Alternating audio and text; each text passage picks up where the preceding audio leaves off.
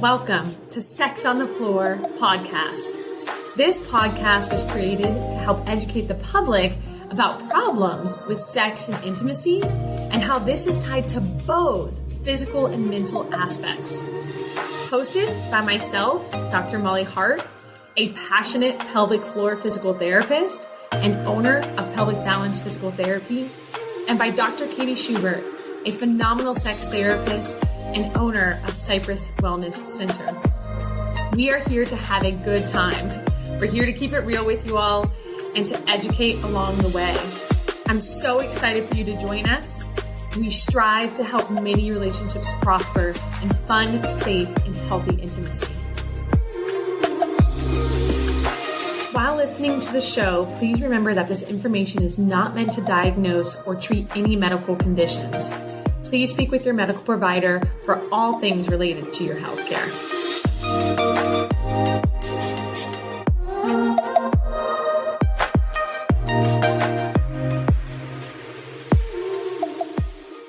Welcome back to Sex on the Floor.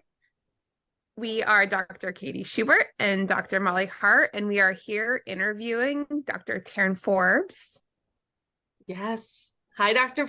Tarin Forbes. Thank you for joining us for this second podcast episode. I will tell everybody I lost our first episode that I did with Dr. Tarin Forbes. So she's gracious enough to do a second episode with us.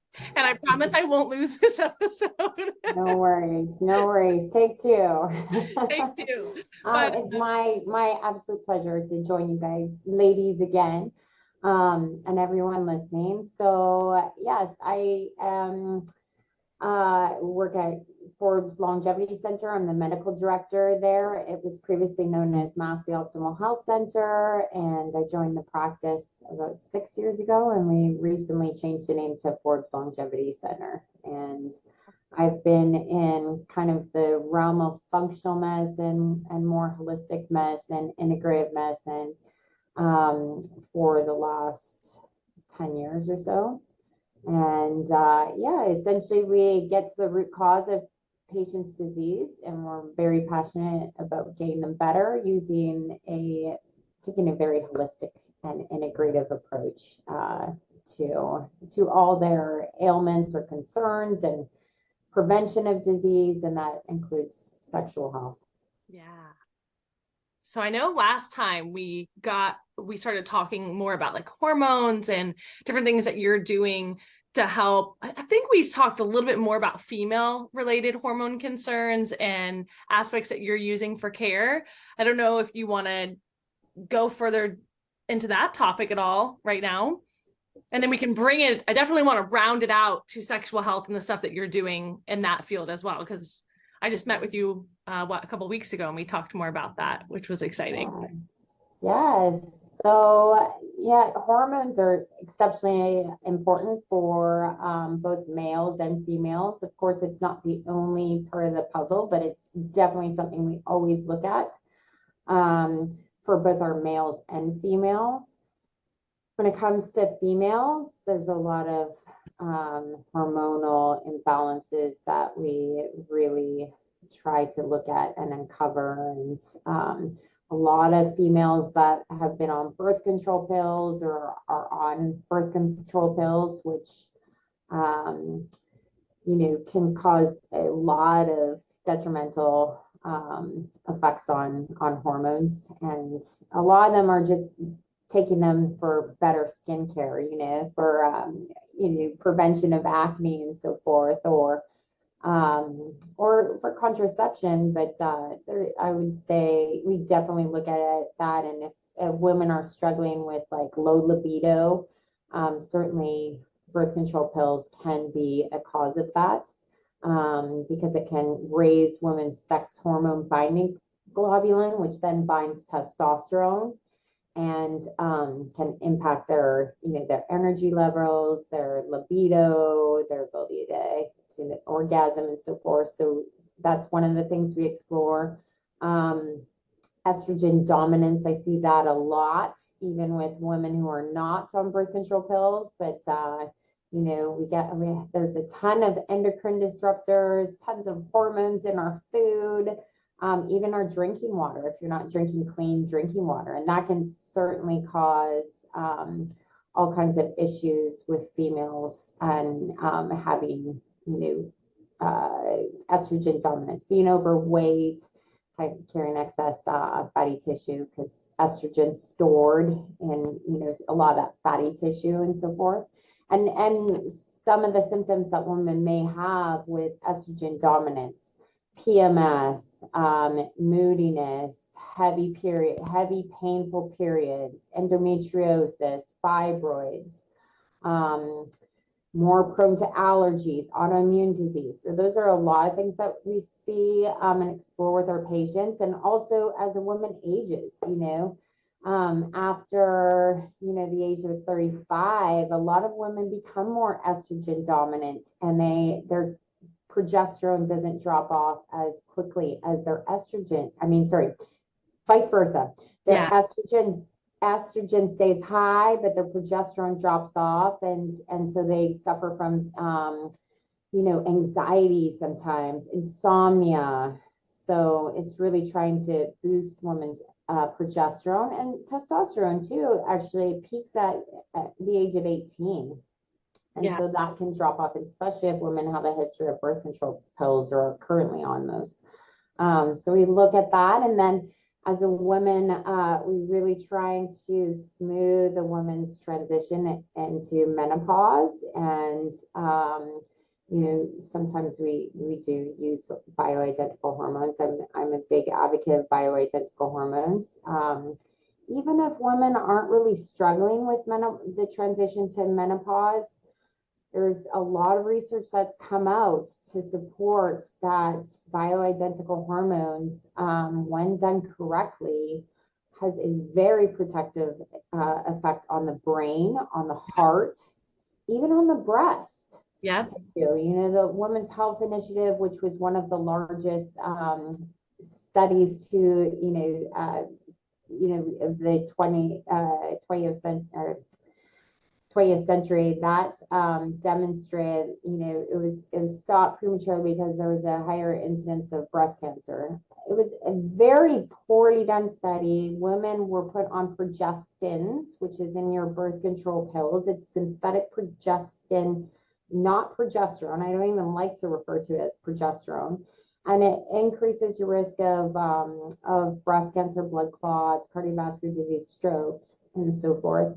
They were given horse's urine for estrogen, so equine estrogens, not the bioidentical good stuff that we use. And so even though when they teased out the arm that received just the estrogen and not the nasty progestins, there was actually a protective effect against breast cancer and cardiovascular disease, strokes, heart attacks, and dementia. And so I really, really encourage my women to do that. Women are at greater risk for dementia as compared to men. 2/3 of dementia patients are female.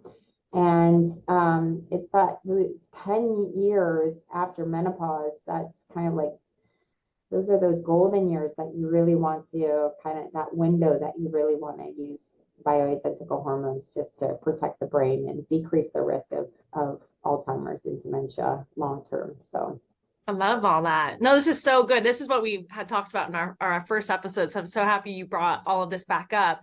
There's a few things I want to hit on. So there's this concern of, if I take bioidentical hormones, I'll increase breast cancer risk. I hear this constantly from my patients. And like you said, what we know is actually bioidentical estrogen and progesterone are very protective for breast cancer. We also know for progesterone specifically, there's a lot of research that's come out about specifically strength training, how actually that is more important for our muscle mass for us as women, which we really need to worry about when we're in that perimenopause state.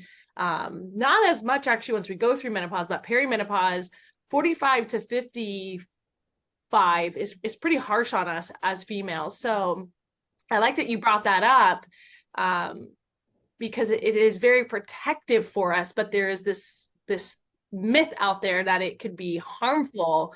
And I don't think we realize as women really the advantages that we need to be looking at if you're privileged enough to get the care for it, because it is a privileged thing to have bioidentical hormones added to your health routine. Essentially, it's something I'm realizing. When would you, or when people come in, what type of test are you doing to look at their hormones? Because there's lots of different ways we can look at hormones. Yes. So the various different ways is via blood, via saliva, and via urine.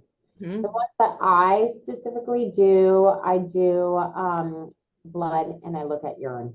Okay. So, what I've learned is you just want to get really good at whatever way you're checking. So blood is a really good way of kind of seeing what's going on right then and there. And it's a good way of checking, like, I do salivary cortisol. Sorry, I do check salivary cortisol curves, but in terms of like hormones, I find that there too much fluctuation, and I feel really comfortable with the blood levels. And then urine is very important to look at urine, to look at how women's are metabolizing their hormones. Because as it relates to women's risk for osteoporosis, women's risk for breast cancer and so forth, we look at the good, the bad, the ugly, the 2-hydroxyestrone, the 4-hydroxyestrone, that's the ugly. Yeah. It's the one that's most commonly associated with breast cancer risk, and then the 16-hydroxyestrone as well. If the 16-hydroxyestrone is too low, so that is a bad one, but if it's too low, it is associated with an increased risk of osteoporosis and bone loss. So, and there's different ways that you can kind of manipulate, how women are metabolizing their hormones, via supplements, via lifestyle. You can also, if women are making too much 4-hydroxyestrone, you can actually add methylators, your methylated B vitamins, your magnesium, glutathione, zinc, to help them make less harmful metabolites that increase the risk. So, and then, we actually use the Dutch test, which is great because it looks at all those hormone metabolites. It does look at the diurnal cortisol curves too, but still the gold standard is to do a salivary cortisol curve. So if women's cortisol curves off on their urine test, I will sometimes insist that they do a salivary cortisol curve. And then it also looks at like DNA and oxidative stress. It looks at neurotransmitters. It's a fantastic test. It looks at like your B vitamins and glutathione and so forth. So Dutch is, it's definitely something I recommend once a year.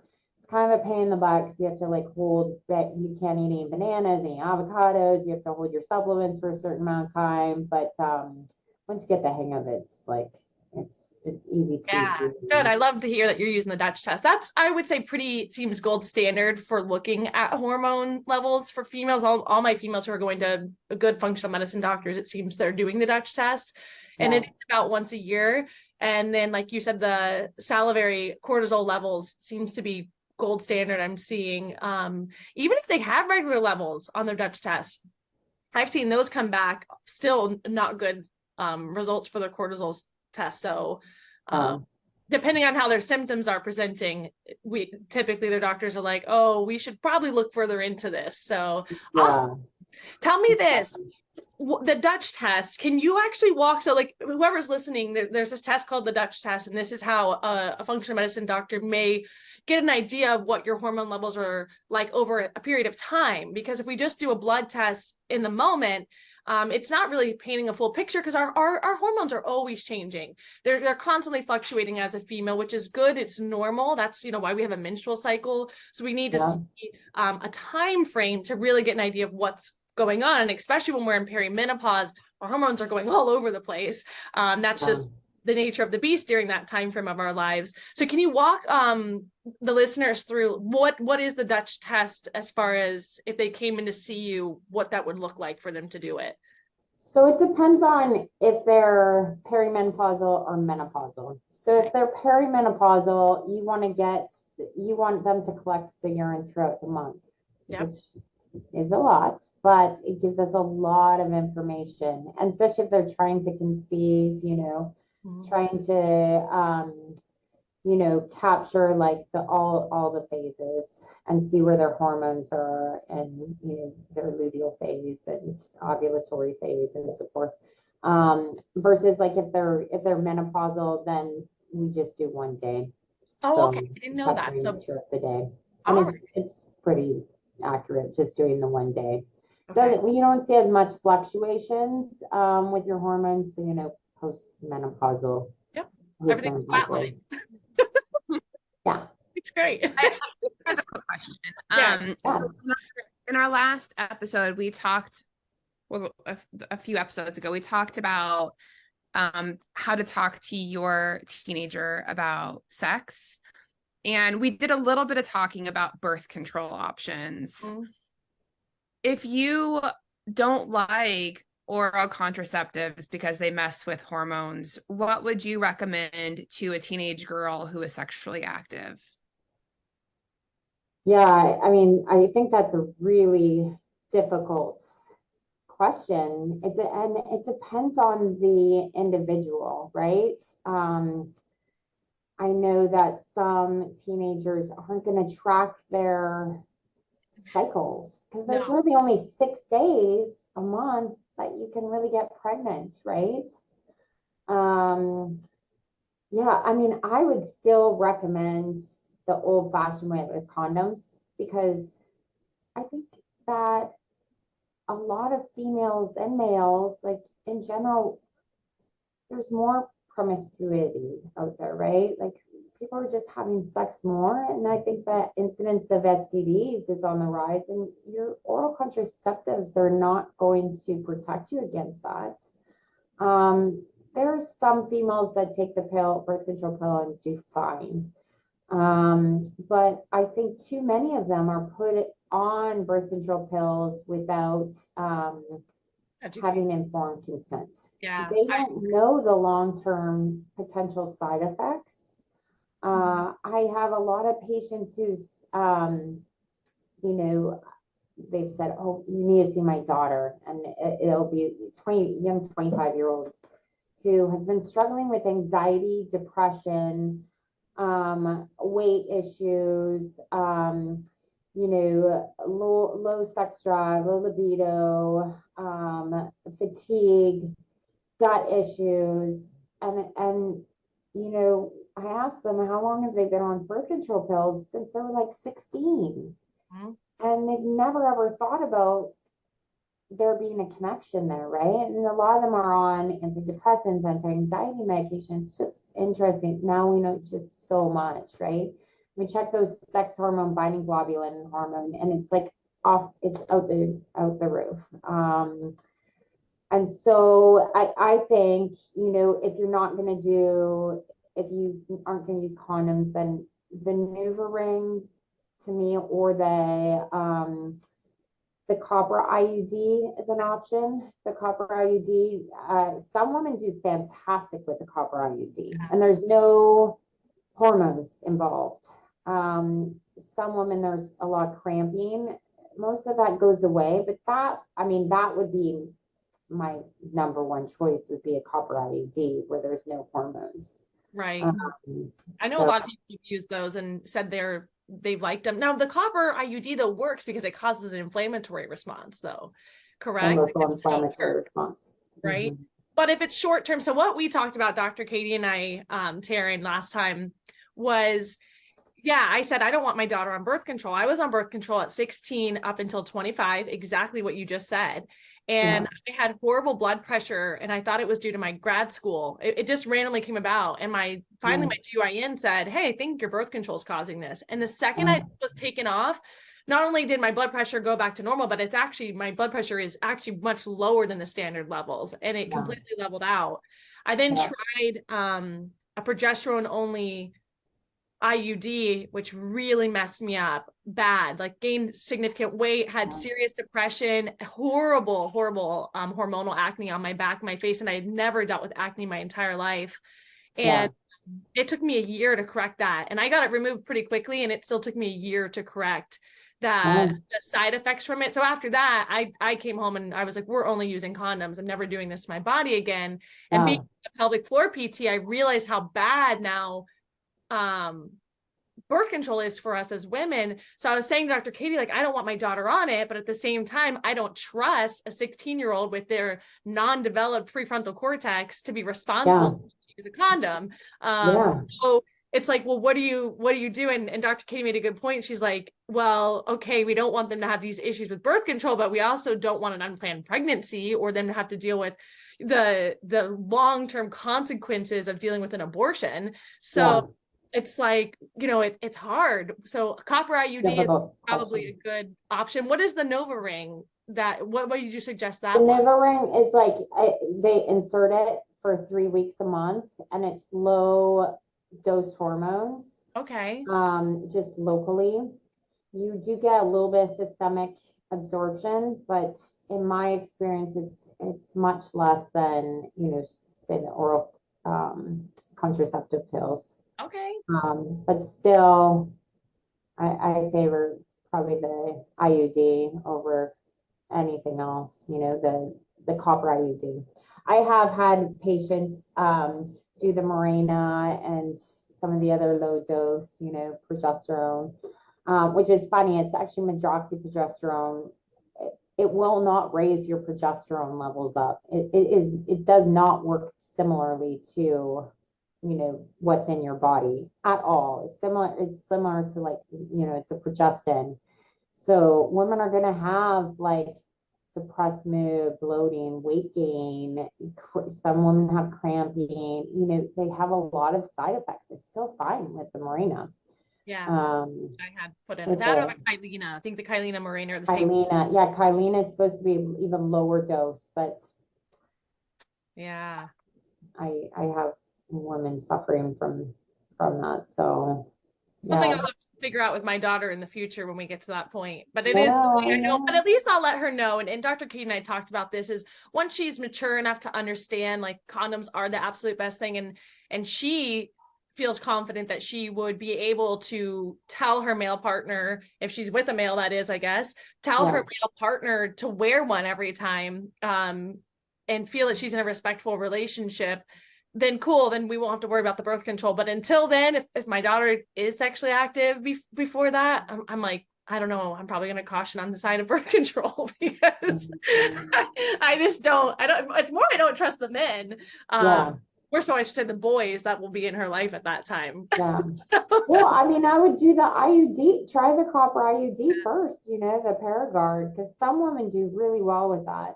Some women, like I said, have some cramping and some issues that don't resolve. But generally that one's pretty well tolerated. Okay, this is good. This is good that we're talking about this, because I'm sure we're not the only moms thinking like this. I mean, we can't be. No, of course. Okay, you can't be naive to the fact that they most likely will be having, sex before marriage and before they're ready to have children, right? Yeah. So you have to be realistic about that. But growing up in a household with like Katie and I'm like, what I do for a living, I'm like, my daughter and my son are going to be so extra exposed to talking about intimacy and sex, and I'm like, like, I don't want to create a problem. I'm not going to try to create a problem, but I want to just be open and honest and real. You want to be open and honest, right? You really do. I plan on talking to my kids about it. I'm actually supposed to have that talk with my 10-year-old daughter very soon. But we started, and I asked her, Maya, have you heard the word sex? And she goes, does that mean when you're sexy, like really pretty? And I was like, yes, it does. I wasn't ready, but I'm building up the courage. But no, I think it's really good to talk about it, and think that like Hollywood has glamorized like and really brainwashed people into how they, I mean, Katie, you know about this probably best too, you know, what sex should be like, and you know that a man and a woman just like tear off each other's clothes and they both orgasm like, you know, in 5 seconds. And I think that it's important to have that discussion. Like that's not Sex. real. Or is porn, like what they see in that. Or is porn. And some women may have great difficulty in reaching an orgasm and so forth. And so I think that just having those kind of expectations to, you know, that sex should be like that for every woman is not healthy. So yes, I'm all about having an open dialogue with your kids, you know. Yeah. The test that you mentioned previously, can you perform that test on men as well? You can, absolutely.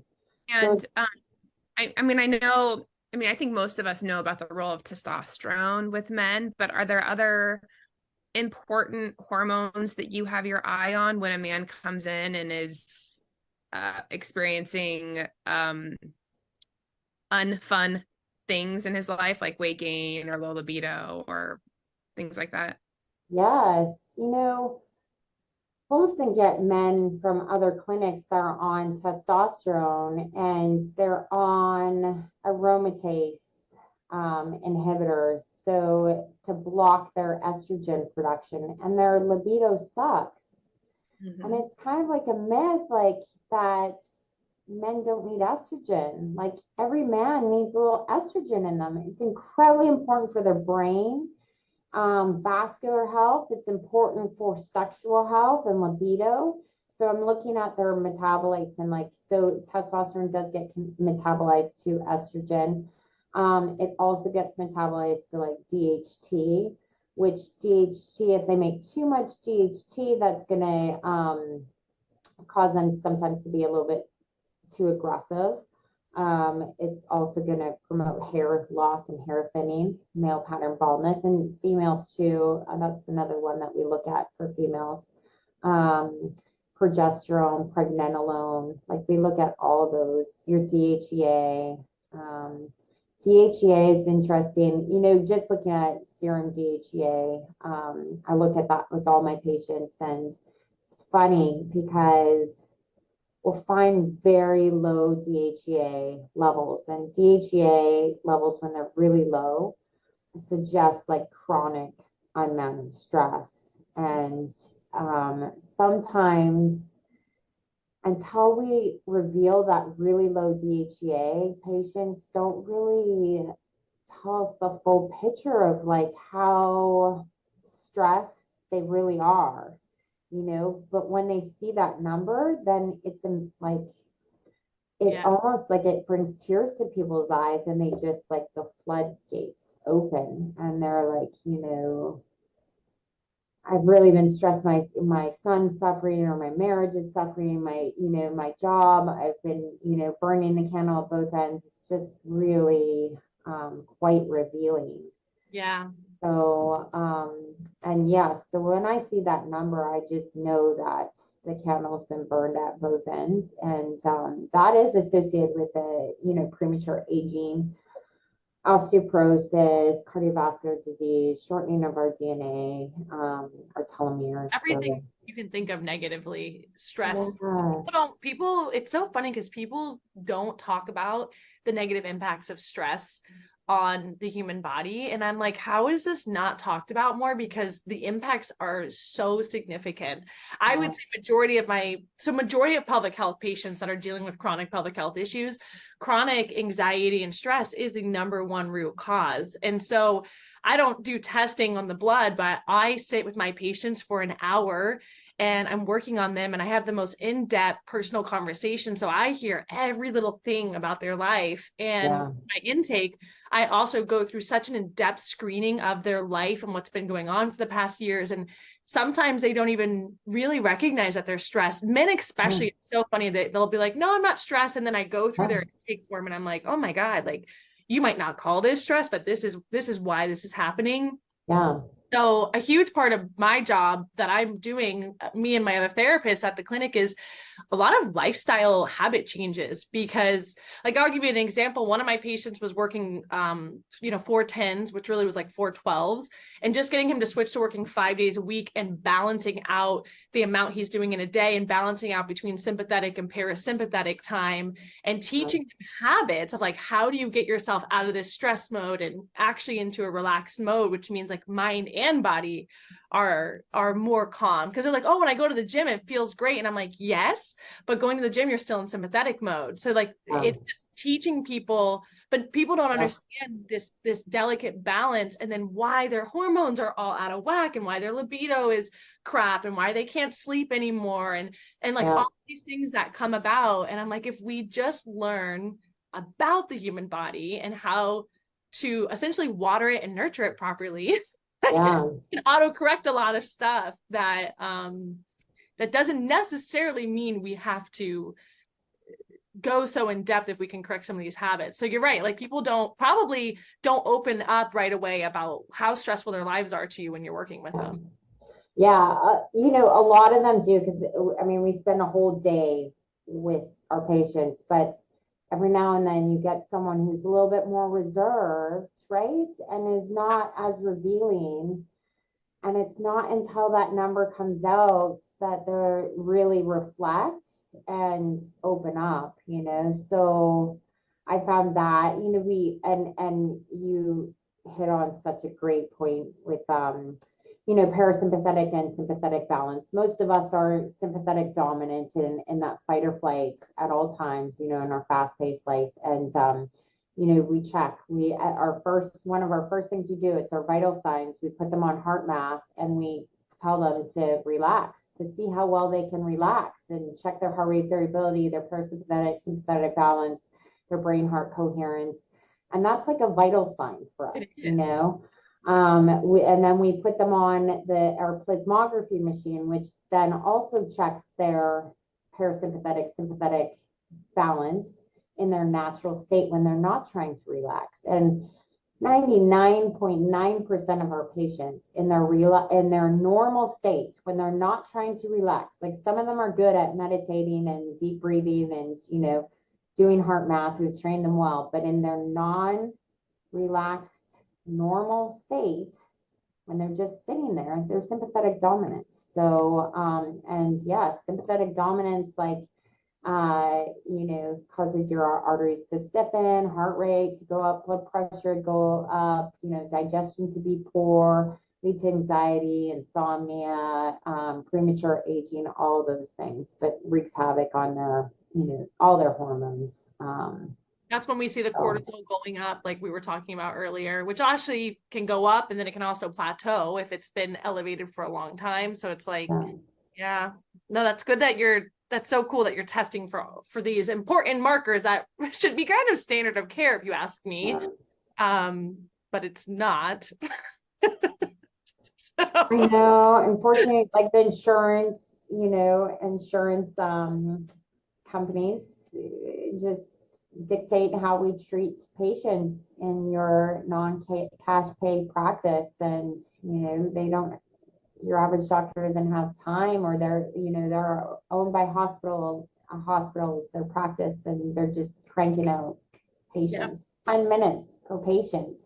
I mean, 10 minutes in our office, like, it's nothing. It's like a spit in the ocean, right? How can you really get to know someone and practice personalized precision medicine with 10 minutes? But you don't. It's just a factory, and it is truly just this get in, get out. Let me do a script. Let me get an image. Let me get something booked so I can quickly kind of passively make money, because that's the way the system works. If you are dealing with insurance, that's why I don't take insurance, because we cannot treat properly and actually help people if we took insurance. So it's like, sometimes people get frustrated when they call that we don't take it, but I'm like, but we actually get you better. So I know. I'm like, I don't know what you want. You can't help both in America. Listen, I've been there, done that. I used to see 30 patients a day and go to 6 different hospitals. And I was practicing more cookie cutter medicine when my heart was trying so hard to practice personalized medicine.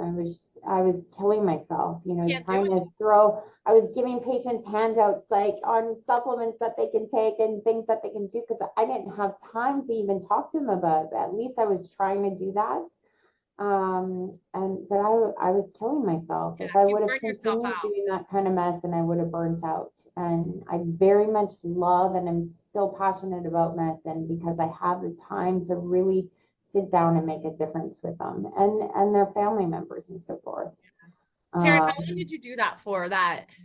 How long did you stay in the system in that crushing, heart crushing environment? Because it is, I'm sorry, when you're a provider that wants to help, it's like soul crushing, I should call it. How long did you stay? It's soul crushing. So I did that for 4 years. Okay. And then what really was the turning point is I was pregnant with my first child and I was like 8 months pregnant and I lost her suddenly. Like I had a freak kind of accident. It was called a maternal fetal hemorrhage. So she bled out on me. I truly think it was stress related. I was on call, leading up to the event, and it was obviously a traumatic experience. And I stopped rounding in the hospitals. That's when I actually found my fellowship in anti-aging and regenerative medicine. And I signed up. I took a day off a week to do my fellowship. And so that propelled me towards the medicine that I do now. So I quit that when I shortly thereafter got pregnant with my oldest. Fortunately, I was fortunate enough. And then I joined another practice that was insurance based after that. And I was there for another 4 or 5 years and really doing functional medicine, but it was still insurance based practice, but no hospitals. And I had a good hour with my patients, which for, insurance based model, that's still pretty good. And then like I said, 6 years ago, I joined Massey Optimal Health Center now, Forbes Longevity Center, and I spend a whole day, with my new patients and as long as I want with my follow-up patients and so forth. So, Thank you for sharing that. I'm sorry you had to go through that. It's crazy that though, when we go through tragedies, how that is what often creates the largest positive changes in our life, because we have to be destroyed, honestly, emotionally sometimes to make the changes that we need to make, but we're just not ready to make.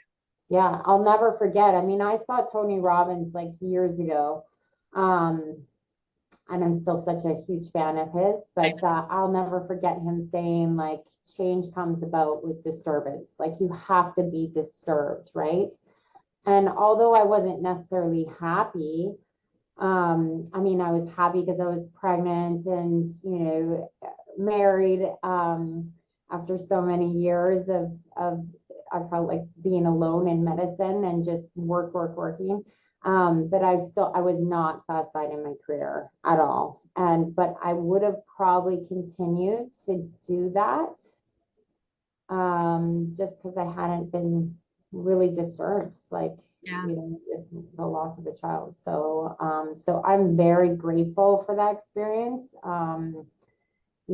as tragic as it was. And I am spiritual. And I think that, I always said I want to have 4 kids and we have 1 up in heaven and 3 on earth. And, so yeah, there was a reason for her loss. And I'm just grateful, that it brought me to where I am today. So. Oh, it's a beautiful perspective. Thank you for sharing that. Oh, my pleasure. Thank you. Katie, do you have any questions right now? I see you over there thinking.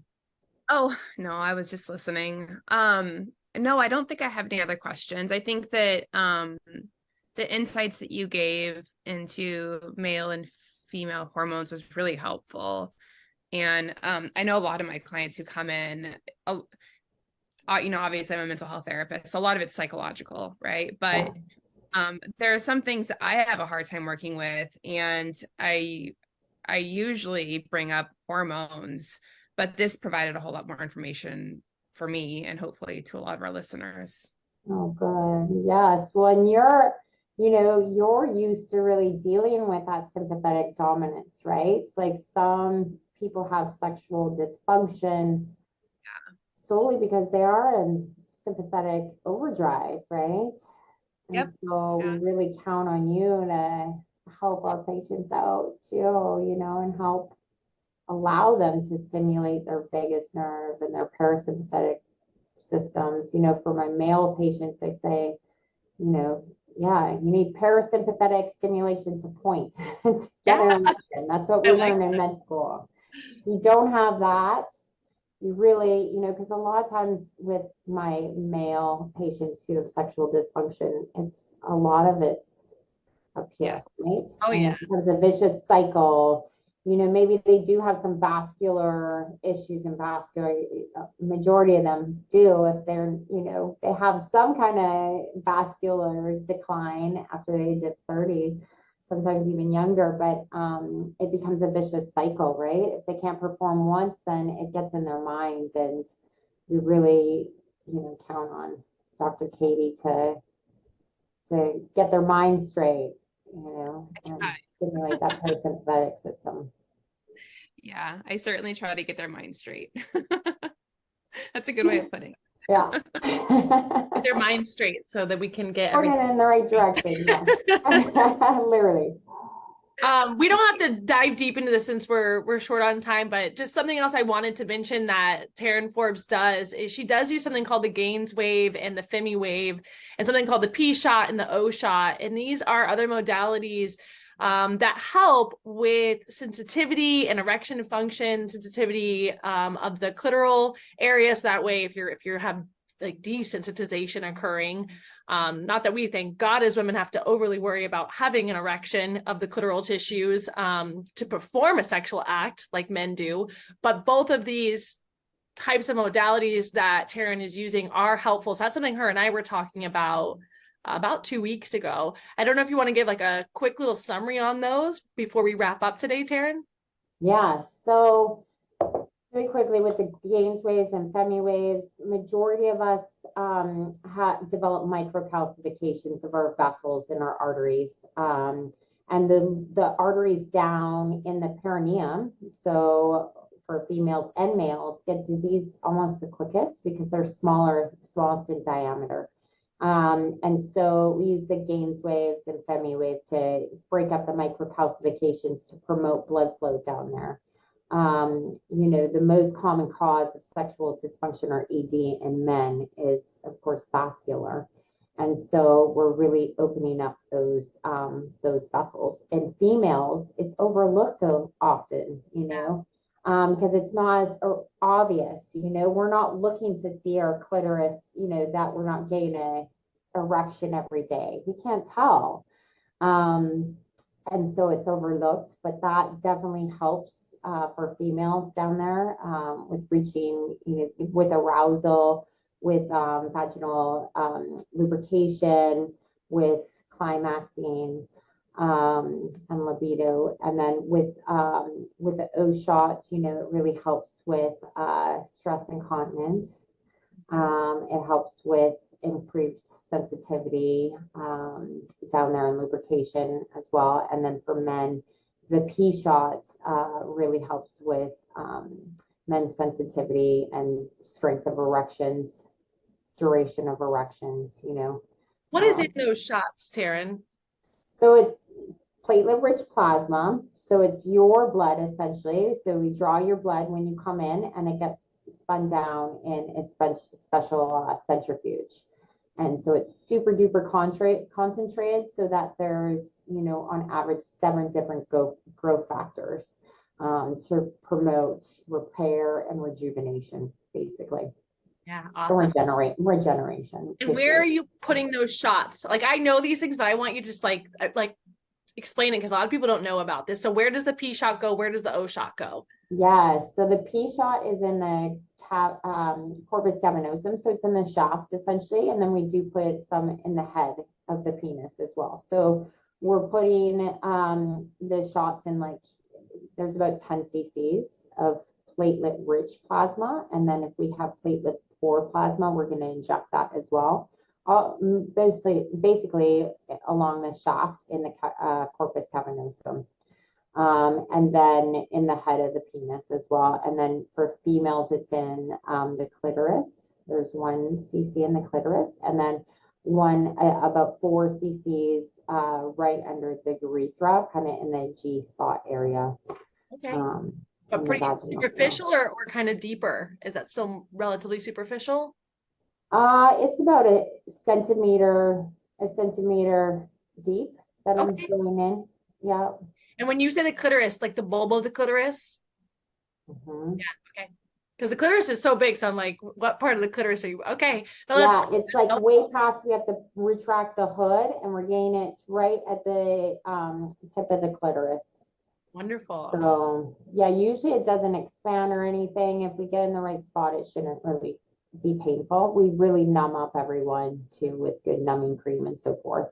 And I do a nerve block for my females to keep them comfortable. So yeah, I will say to listeners, I have, there's other practices around here that do this. And what I have found, and my experience is limited and biased, but I'm just sharing it as a clinician.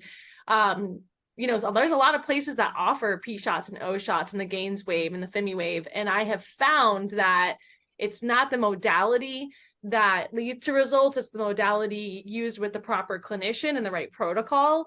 And I'm saying that because I get a decent amount of people that come to me from Tarin who've had these done, and they like rave about their results. And I get quite a few patients from a different area, and I don't hear good results at all. So there was a part of me that believed, oh, this doesn't work. And I started to question that as I had multiple patients actually literally from your office come to work with us who had venous leakage. That's why they were coming to work with pelvic floor PT, so we could strengthen the muscles around the base of the penis to help keep blood flow in. And that's when I started to question my belief on this. I was like, okay, maybe there's more to this than I realized. I need to look into it more. I know the research had said that, but it's hard when like clinically you keep seeing people do something with no results, right? Yes. Yes, no, that's a great point. I mean, listen, we do, we take the time with our patients. My PA as well as myself do the treatments. We're very invested. Like, we really want our patients to get better. We do give more shocks than your average provider, because we see, with the Gaines waves, we see improved results, and we want improved results. We're counseling them on their nutrition, their diet, their fitness, their exercise, their supplementation, reduction of toxic load, stress management, all these things. We're taking a very holistic approach. We're looking at hormones, all that, so that they can get better.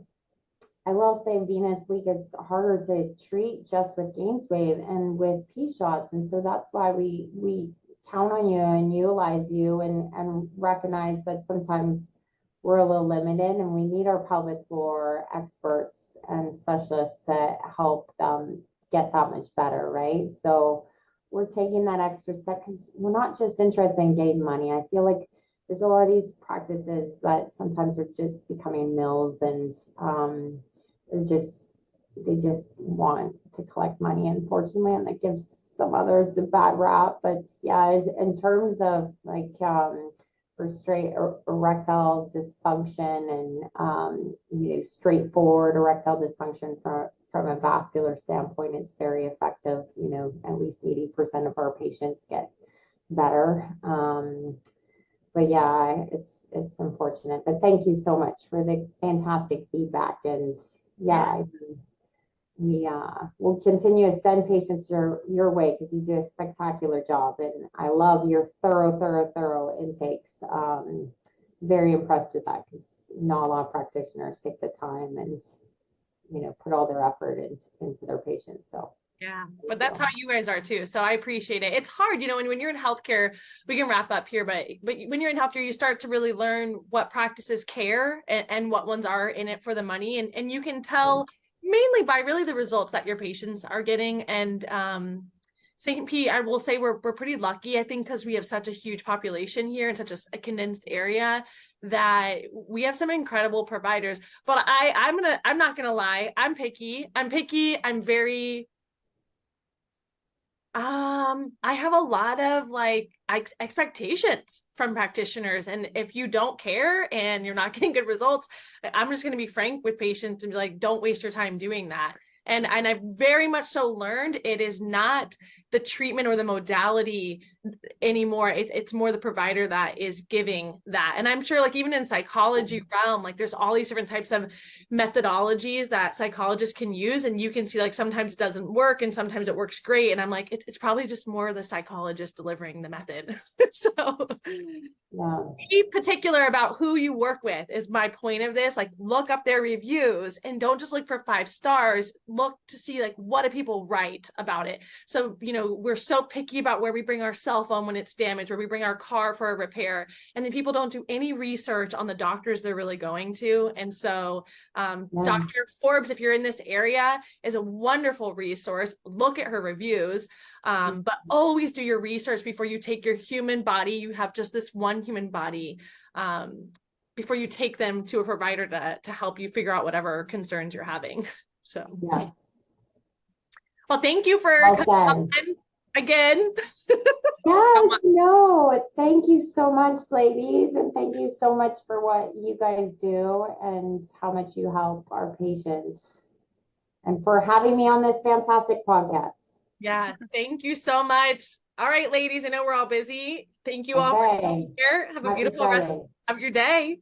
You too.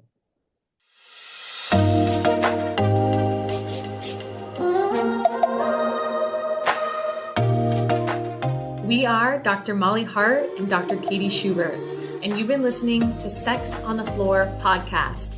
We really hope that you enjoyed this episode.